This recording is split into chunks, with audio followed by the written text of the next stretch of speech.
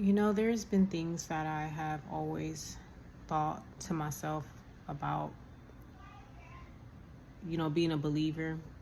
One of those things is if, Yah is such a good person, a good being, a good father, a good friend, why did he only leave us the Bible?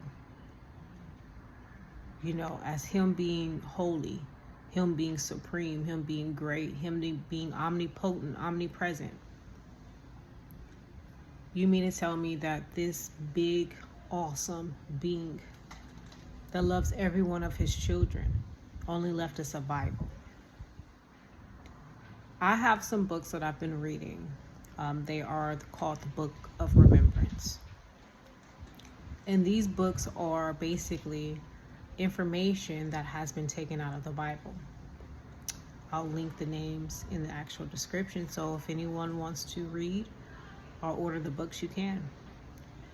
So reading these books, though, I came across a passage in one particular book where it speaks about information being imprinted into the fabric of every believer, of every human on the planet Earth, of Yah's existence, of his truth, of his love, of his passion, of his goodness, of his greatness, of his purity, of his holiness. It's all written into every human on this planet's essence. So that means everyone knows right from wrong. This is not a conscience. This is something that was built into every person. And as I got to, thinking about it as I'm reading, I'm like, that is very true. Because there's been times that I know that a person knew. There's been times that I knew, and yet I still, either did what I wanted to do, which was, sometimes wrong, or I did what, I was pulled to do. Now I know by the Holy Spirit. Now I know by the essence that's in my fabric to do what's right, even though I wanted to do what I wanted to do for my own pleasure. So essentially, it's up to you. You have dominion to make the choice to either serve, and I hate that word serve, to either love YaHaYaSha, which is Jesus, as you know as Jesus, or you have a choice to hate him, but you know the love of him.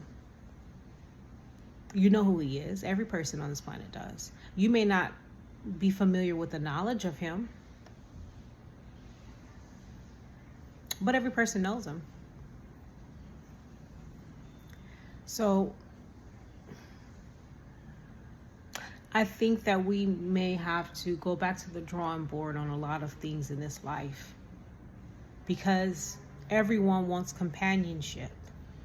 Everyone wants a person that they can be around, that they can love on. Even the most hateful person, they want companionship.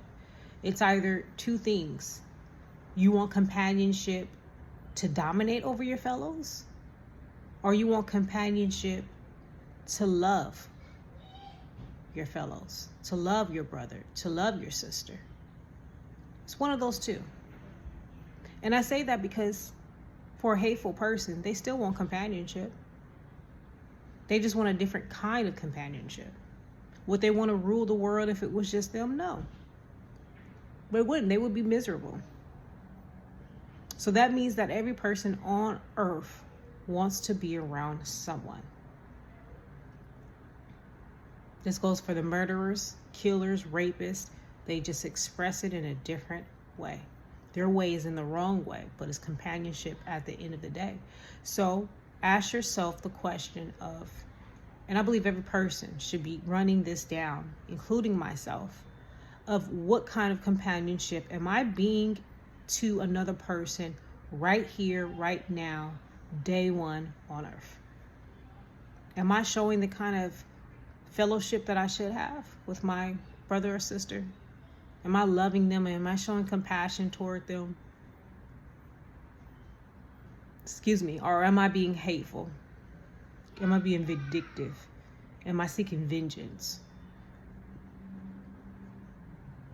And then ask yourself another question. Would you want to do that if it was just you? If you were alone in the world and there was no one else around you, would you still feel the same way? I hope this message helps.